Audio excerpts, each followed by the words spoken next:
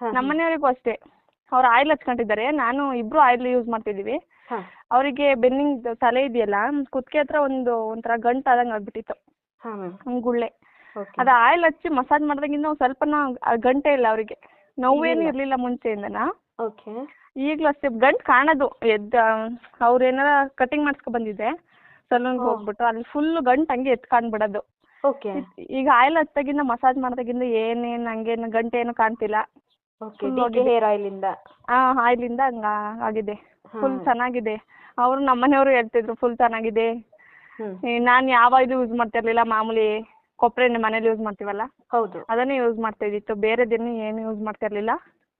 ಇದು DK oil use ಮಾಡ್ದಾಗಿಂದ ಚೆನ್ನಾಗಿದೆ. DK45 ಅಷ್ಟೇ ನನಗೆ ತುಂಬಾ ಇಷ್ಟ ಆಯ್ತು. ಅದರಿಂದಲೇ ನಾನು ಎಲ್ಲ ಬೆಳಗ್ಗೆ ಟೈಮ್ ಎದ್ದ ತಕ್ಷಣ ಟಿಫನ್ ಆದ್ಮೇಲೆ ತಗೋತಿದ್ದೆ DK45. ಹುಷಾರಾಗಿದೆ ಅದರಿಂದ, ನನಗೇನು ಜಾಸ್ತಿ ಬೆನಿಫಿಟ್ ಬಂದಿದೆ ಅನ್ನಿಸ್ತಿದೆ ನನಗೆ. 20 days ಅಲ್ಲಿ ನಿಮಗೆ ತುಂಬಾ ರಿಸಲ್ಟ್ ಗೊತ್ತಾಗ್ತಿದೆ. ತುಂಬಾ ರಿಸಲ್ಟ್ ಆಯಿಲ್ ಅಷ್ಟೇ DK45 ಅಷ್ಟೇ, ಎರಡು ರಿಸಲ್ಟ್ ಗೊತ್ತಾಗುತ್ತಿದೆ. ಅವರಿಗೂ ಅಷ್ಟೇ ಬುರುಡೆ ಮೇಲ್ಗಡೆ ಎಲ್ಲ ಯಾವಾಗ್ಲೂ ಆಟ್ ಹಾಕೊಳ್ಳೋರು ಅವರು, ಬುರುಡೆ ಆದಂಗೆ ಆಗ್ಬಿಟ್ಟಿತ್ತು ಮೇಲ್ಗಡೆ. ಈಗೆಲ್ಲ ಫುಲ್ ಬಂದಿದೆ, ಆಟ್ ಏನ್ ಹಾಕತ್ತಿಲ್ಲ ಈಗ. ತಲೆ ಕೂದಲು ಬಂದಿದೆ ಫುಲ್, ಅವ್ರಿಗೆ ಬುರುಡೆ ಆದಂಗೆ ಆಗ್ಬಿಟ್ಟಿತ್ತಲ್ಲ ಮೇಲ್ಗಡೆ. ತಲೆ ಕೂದಲೆಲ್ಲ ನತ್ತಿ ಮೇಲೆ ತಲೆ ಕೂದಲು ಜಾಸ್ತಿ ಹುಟ್ಟಿದೆ ಅನ್ಸ್ತೇರಿ ಈಗ. ಅಥವಾ ತಿಕ್ಕಾಗ್ಬಿಟ್ಟಿದೆ ಅದು? ಇಲ್ಲ, ತಿನ್ನಾಗೆ ಹುಟ್ಟಿದೆ ಅದು. ಅಂದ್ರೆ ಅದು ಫಸ್ಟ್ ಫುಲ್ ತೆಳುವಾಗಿತ್ತು, ಅದು ತಲೆ ಕೂದಲು ಆಯಿಲ್ ತೆಳುವಾಗಿತ್ತು, ತಿನ್ನಾಗಿತ್ತು, ಈಗ ತಿಕ್ಕಾಗಿದೆ, ದಪ್ಪ.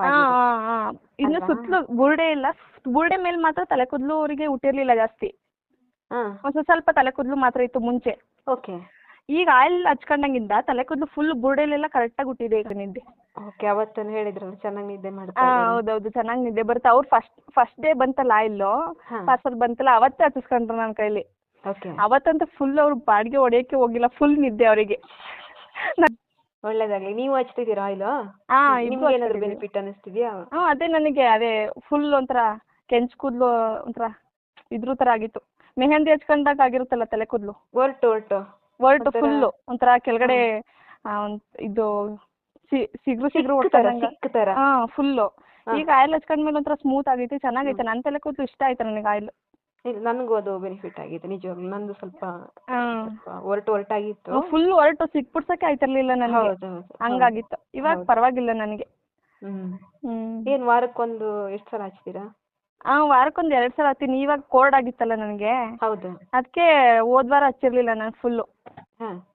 ಬೆಳಗ್ಗೆ ಹಚ್ಕೊಂಡಿದ್ದೆ, ಇವಾಗ ಸ್ನಾನ ಮಾಡಕ್ ಹೋಯ್ತಿದ್ದೆ. ಅದಕ್ಕೆ ಮುಂಚೆ ಏರ್ ಫಾಲ್ ಏನು ಅಷ್ಟೊಂದಿರ್ಲಿಲ್ಲ. ಅದೇ PCOD ಪ್ರಾಬ್ಲಮ್ ಇದ್ದಾಗ ಏರ್ ಫಾಲ್ ಆಗುತ್ತೆ ಅಂತ ಹೇಳಿದ್ರಲ್ಲ, ಅವಾಗ ಏರ್ ಫಾಲ್ ಆಯ್ತಿತ್ತು ಒಂದ್ ಸ್ವಲ್ಪ. ಇವಾಗೇನು ಕಂಟ್ರೋಲ್ ಆಗಿದೆ ಆಯಿಲ್ ಹಚ್ಕೊಂಡಾಗಿದ್ದ. ಆಯಿಲ್ ಮತ್ತೆ DK45 ಎರಡರಿಂದಲೂ ಕಂಟ್ರೋಲ್ ಆಗಿದೆ. ಓಕೆಮಾ, okay, thank you so much sister. ಒಳ್ಳೇದಾಗ್ಲಿ. ಸ್ವಲ್ಪ ಟೈಮ್ ಕಂಟಿನ್ಯೂ ಮಾಡಿ ಒಂದು ಕೋರ್ಸ್ ತರ. 3 months ಇಲ್ಲ 6 months ಕಂಟಿನ್ಯೂ ಮಾಡ್ತೀನಿ. ಅದರಿಂದ ಬೆನಿಫಿಟ್ ಇದೆ ಅಂದ್ರೆ ನಮಗೆ ತಾನೇ ಒಳ್ಳೇದಾಗದು. ಹೌದು, ಒಂದು ಕೋರ್ಸ್ ಅದಕ್ಕೋಸ್ಕರ ನಾನು ವಿಟಮಿನ್ಸ್ ಏನೇನ್ ಬೇಕು, PCOD ಏನೇನ್ ಸಮಸ್ಯೆ ಎಲ್ಲ ಕ್ಲಿಯರ್ ಆಗುತ್ತೆ ಆ ಟೈಮಿಗೆ. 6 months ಇಡೀ ಬಾಡಿಗೆ ಒಳ್ಳೇದಲ್ಲ. ಸುಮ್ನೆ ಡ್ರೈ ಫ್ರೂಟ್ಸ್ ಅದು ಇದಕ್ಕಂತ ಸಾಕಷ್ಟು ಹಣ ಖರ್ಚು ಮಾಡ್ತಾರೆ. ಮತ್ತೆ ಹಾಸ್ಪಿಟಲ್ ಎಷ್ಟು ಹೋಗುತ್ತೆ ನೀವೇ ಹೇಳಿದ್ರಿ, ಒಂದ್ಸಲ 3-4 ಸಾವಿರ. 3-4 ಒಂದ್ಸಲ ಹೋದ್ರೆ ಸ್ಕ್ಯಾನಿಂಗ್ ಮಾಡಿಸ್ಲೇಬೇಕಾಗಿತ್ತು. ಸ್ಕ್ಯಾನಿಂಗ್ ಬಂದಿದೆ, ಎಷ್ಟ್ರ ಮಟ್ಟಿಗೆ ಬಂದಿದೆ ಒಂದ್ 3-4 ಸಾವಿರ ಬೇಕೇ ಬೇಕಾಗಿತ್ತು. ಮತ್ತೆ ಆರಾಮಾಗಿ ಒಂದ್ ಪ್ಯಾಕೆಟ್ ತಗೊಂಡ್ರು ಒಂದ್ ತಿಂಗಳು, ಇಬ್ಬರಿಗಂದ್ರು ಒಂದ್ ತಿಂಗಳು, ಒಬ್ರಿಗಾದ್ರೆ ಒಂದ್ 40 days. ಇಲ್ಲ, ನಮ್ಮನೆಯವ್ರೇನು DK45 ಯೂಸ್ ಮಾಡ್ತಿಲ್ಲ. ಫಸ್ಟ್ ನಿನಗೆ ಹುಷಾರಾಗ್ಲಿ ಅಂತ ಹೇಳಿದಾರೆ ಅವರು. ನನಗೆ ಹುಷಾರಾಗಿದೆಯಲ್ಲ, ನಾನು ಒಬ್ಳೆ ತಗೋತಾರದು. ಆಯಿಲ್ ಇಬ್ರು ಯೂಸ್ ಮಾಡ್ತಿದೀವಿ. ಆಯಿಲ್ ಇಷ್ಟ ಆಯ್ತು, DK45 ಇಷ್ಟ ಆಯ್ತು ತುಂಬಾ. Thank you so much. ಖುಷಿ ಆಯ್ತು, ನಮ್ಗೂ ಅದೇ ಬೇಕಿರೋದಲ್ಲ.